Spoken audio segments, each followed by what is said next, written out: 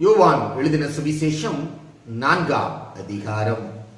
யோவானை பார்க்கிலும் இயேசு அநேகம் பேரை சீஷராக்கி ஞானஸ்நானம் கொடுக்கிறார் என்று பரிசேயர் கேள்விப்பட்டதாக கர்த்தர் அறிந்தபோது யூதேயாவை விட்டு மறுபடியும் கல்லேயாவுக்கு போனார்.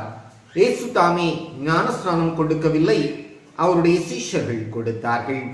அவர் சமாரியா நாட்டின் வழியாய் போக வேண்டியதாய் இருந்தபடியால் யாக்கோபு தன் குமாரனாகிய யோசேப்புக்கு கொடுத்த நிலத்துக்கு அருகே இருந்த சமாரியாவில் உள்ள சீகார் என்னப்பட்ட ஊருக்கு வந்தார். அங்கே யாக்கோபுடைய கிணறு இருந்தது.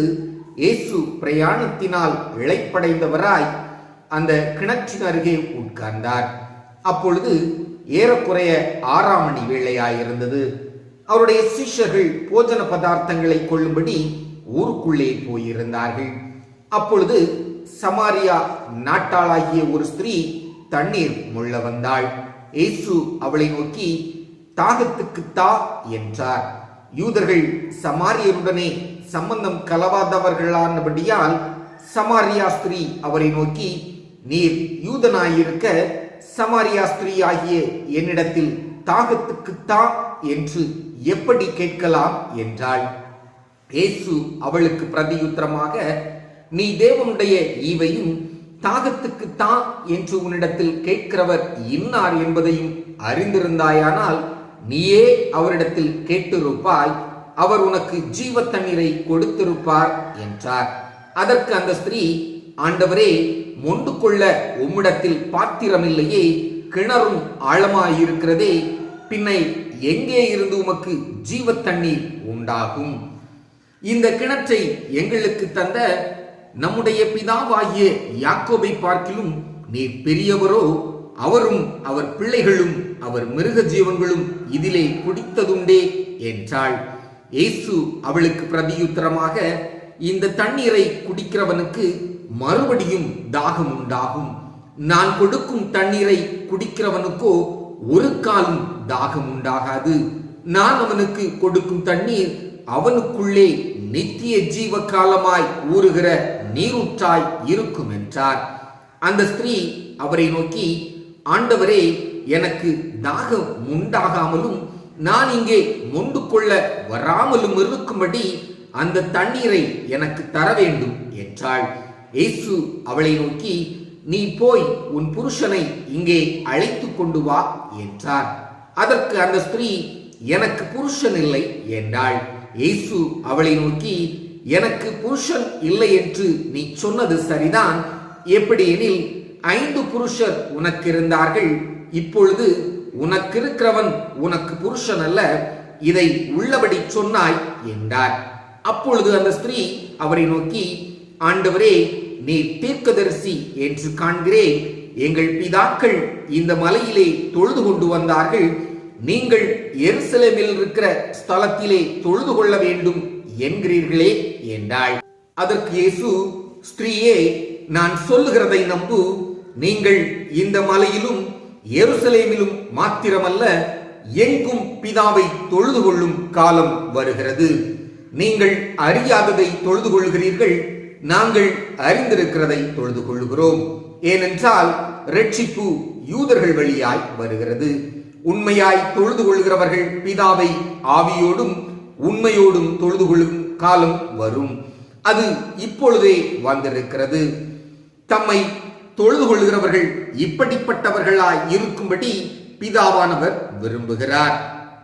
தேவன் ஆவியாயிருக்கிறார், அவரை தொழுது கொள்கிறவர்கள் ஆவியோடும் உண்மையோடும் அவரை தொழுது கொள்ள வேண்டும் என்றார். அந்த ஸ்திரீ அவரை நோக்கி, கிறிஸ்து எனப்படுகிற மேசியா வருகிறார் என்று அறிவேன், அவர் வரும்போது எல்லாவற்றையும் நமக்கு அறிவிப்பார் என்றாள். அதற்கு இயேசு, உன்னுடனே பேசுகிற நானே அவர் என்றார். அத்தருணத்தில் அவருடைய சீஷர்கள் வந்து அவர் ஸ்திரீயுடனே பேசுகிறதை பற்றி ஆச்சரியப்பட்டார்கள். ஆகிலும் என்ன தேடுகிறீர் என்றாவது, ஏன் அவளுடனே பேசுகிறீர் என்றாவது ஒருவனும் கேட்கவில்லை. அப்பொழுது அந்த ஸ்திரீ தன் குடத்தை வைத்துவிட்டு ஊருக்குள்ளே போய் ஜனங்களை நோக்கி, நான் செய்த எல்லாவற்றையும் ஒரு மனுஷன் எனக்கு சொன்னார், அவரை வந்து பாருங்கள், அவர் கிறிஸ்துதானோ என்றாள். அப்பொழுது அவர்கள் ஊரிலிருந்து புறப்பட்டு அவரிடத்தில் வந்தார்கள். இப்படி நடக்கையில் சீஷர்கள் அவரை நோக்கி, ரபி, போஜனம் பண்ணும் என்று வேண்டிக் கொண்டார்கள். அதற்கு அவர், நான் புசிப்பதற்கு நீங்கள் அறியாத ஒரு போஜனம் எனக்கு உண்டு என்றார். அப்பொழுது சீஷர்கள் ஒருவரை ஒருவர் பார்த்து, யாராவது அவருக்கு போஜனம் கொண்டு வந்திருப்பானோ என்றார்கள். இயேசு அவர்களை நோக்கி, நான் என்னை அனுப்பினவருடைய சித்தத்தின்படி செய்து அவருடைய கிரியை முடிப்பதே என்னுடைய போஜனமாய் இருக்கிறது.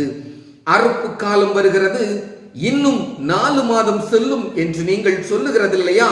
இதோ வயல் நிலங்கள் இப்பொழுதே அறுப்புக்கு விளைந்திருக்கிறது என்று உங்கள் கண்களை ஏறெடுத்து பாருங்கள் என்று நான் உங்களுக்கு சொல்லுகிறேன். விதைக்கிறவனும் அறுக்கிறவனும் ஆகிய இருவரும் ஒருமித்து சந்தோஷப்படத்தக்கதாக அறுக்கிறவன் கூலியை வாங்கி நித்திய ஜீவனுக்காக பலனை சேர்த்துக் கொள்கிறான். விதைக்கிறவன் ஒருவன், அறுக்கிறவன் ஒருவன் என்கிற மெய்யான வழக்கு சொல் இதனாலே விளங்குகிறது. நீங்கள் பிரயாசப்பட்டு பயிரிடாததை அறுக்க நான் உங்களை அனுப்பினேன். மற்றவர்கள் பிரயாசப்பட்டார்கள், அவர்களுடைய பிரயாசத்தின் பலனை நீங்கள் பெற்றீர்கள் என்றார். நான் செய்த எல்லாவற்றையும் எனக்கு சொன்னார் என்று சாட்சி சொன்ன அந்த ஸ்திரீயினுடைய வார்த்தையின் நிமித்தம் அந்த ஊரில் உள்ள சமாரியரில் அநேகர் அவர் மேல் விசுவாசம் உள்ளவர்களானார்கள். சமாரியர் அவரிடத்தில் வந்து தங்களிடத்தில் தங்க வேண்டும் என்று அவரை வேண்டிக் கொண்டார்கள். அவர் 2 நாள் அங்கே தங்கினார். அப்பொழுது அவருடைய உபதேசத்தின் நிமித்தம் இன்னும் அநேக பேர் விசுவாசித்து அந்த ஸ்திரீயை நோக்கி, உன் சொல்லி நிமித்தம் அல்ல, அவருடைய உபதேசத்தை நாங்களே கேட்டு அவர் மெய்யாய் கிறிஸ்துவாகிய உலக இரட்சகர் என்று அறிந்து விசுவாசிக்கிறோம் என்றார்கள். 2 நாளைக்கு பின்பு அவர் அவ்விடம் விட்டு புறப்பட்டு கலிலேயாவுக்கு போனார்.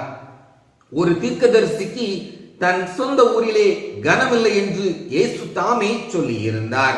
அவர் கலிலேயாவில் வந்தபோது எருசலேமில் பண்டிகையிலே அவர் செய்த எல்லாவற்றையும் பார்த்திருந்த கலிலேயர் அவரை ஏற்றுக்கொண்டார்கள். அவர்களும் பண்டிகைக்கு போயிருந்தார்கள்.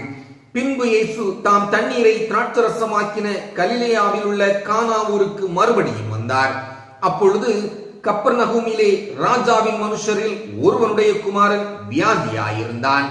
இயேசு யூதேயாவில் இருந்து கலிலேயாவுக்கு வந்தார் என்று அந்த மனுஷன் கேள்விப்பட்ட போது அவரிடத்திற்கு போய் தன் மகன் மரண அவஸ்தையாய் இருந்தபடியினாலே அவனை குணமாக்கும்படி வர வேண்டும் என்று அவரை வேண்டிக் கொண்டான். அப்பொழுது இயேசு அவனை நோக்கி, நீங்கள் அடையாளங்களையும் அற்புதங்களையும் காணாவிட்டால் விசுவாசிக்க மாட்டீர்கள் என்றார். அதற்கு ராஜாவின் மனுஷன், ஆண்டவரே, என் பிள்ளை சாகிறதற்கு முன்னே வர வேண்டும் என்றான். இயேசு அவனை நோக்கி, நீ போகலாம், உன் குமாரன் பிழைத்திருக்கிறான் என்றார். அந்த மனுஷன் இயேசு சொன்ன வார்த்தையை நம்பி போனான். அவன் போகையில் அவனுடைய ஊழியக்காரர் அவனுக்கு எதிர்கொண்டு வந்து அவனுடைய குமாரன் பிழைத்திருக்கிறான் என்று அறிவித்தார்கள். அப்பொழுது எந்த மணி நேரத்தில் அவனுக்கு குணம் உண்டாயிற்று என்று அவர்களிடத்தில் விசாரித்தான். அவர்கள், நேற்று 7ஆம் மணி நேரத்தில் ஜுரம் அவனை விட்டது என்றார்கள். உன் குமாரன் பிழைத்திருக்கிறான் என்று இயேசு தன்னுடனே சொன்ன மணி நேரம் அதுவே என்று தகப்பன் அறிந்து அவனும் அவன் வீட்டார் அனைவரும் விசுவாசித்தார்கள். இயேசு யூதேயாவில் இருந்து கலிலேயாவுக்கு திரும்பி வந்த பின்பு இது அவர் செய்த 2ஆம் அற்புதம்.